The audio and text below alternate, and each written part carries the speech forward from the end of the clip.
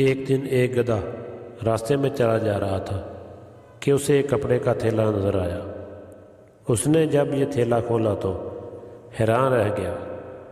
اس میں شیر کی کھال رکھی ہوئی تھی۔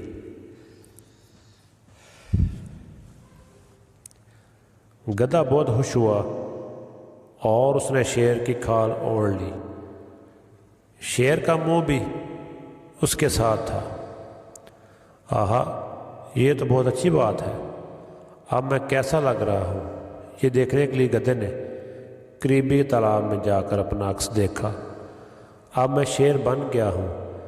اب میں سب کو مزہ چکھاؤں گا جو میرا مذاق اڑاتے تھے۔ گدھا بھاری قدموں سے جنگل میں داخل ہوا۔ پہلا جانور جس نے شیر یعنی گدھے کو دیکھا تھا وہ ہرن تھا۔ شیر، ہرن کانپتے ہوئے بولا اور خوف زدہ ہو کر درختوں کی طرف بھاگ گیا۔ کتنا مزہ آیا، شیر نے اپنی کامیابی پر خوش ہو کر کہا۔ اتنے میں دیکھا کہ بی لومڑی آ رہی ہے۔ شیر صاحب، آپ تو بڑے معزز، بڑے رتبے والے اور اچھے جانور ہیں، آپ مجھے نہیں کھائیں۔ لومڑی گدھے کے قدموں میں گر کر اسے زندگی کی بھیک مانگنے لگی۔ گدھے نے اسے لات مار کر بھگا دیا۔ جلد ہی پورے جنگل میں ہلچل مچ گئی کہ اس جنگل میں شیر آ گیا ہے۔ بندر خوف زدہ ہو کر ایک درخت سے دوسرے درخت پر چڑھنے لگے۔ خرگوش اپنے بلوں میں جا کر چھپنے لگے۔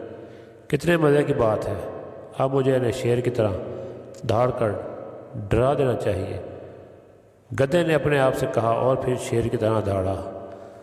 لیکن شیر کی دھاڑ کے بجائے الگ ہی آواز نکلی، ڈھینچوں ڈھینچوں۔ سب جانوروں نے یہ آواز سنی اور باہر آ گئے۔ انہیں گدھے کی اصلیت جاننے میں دیر نہ لگی کہ یہ دراصل گدھا ہے جو شیر کی کھال میں آ گیا ہے۔ سب جانوروں نے آ کر گدھے کی خوب درگت بنائی کہ مت پوچھے اس کا کیا حال ہوا۔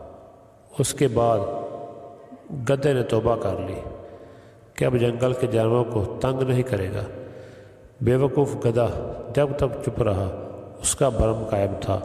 جیسے ہی بولا فوراً پکڑا گیا۔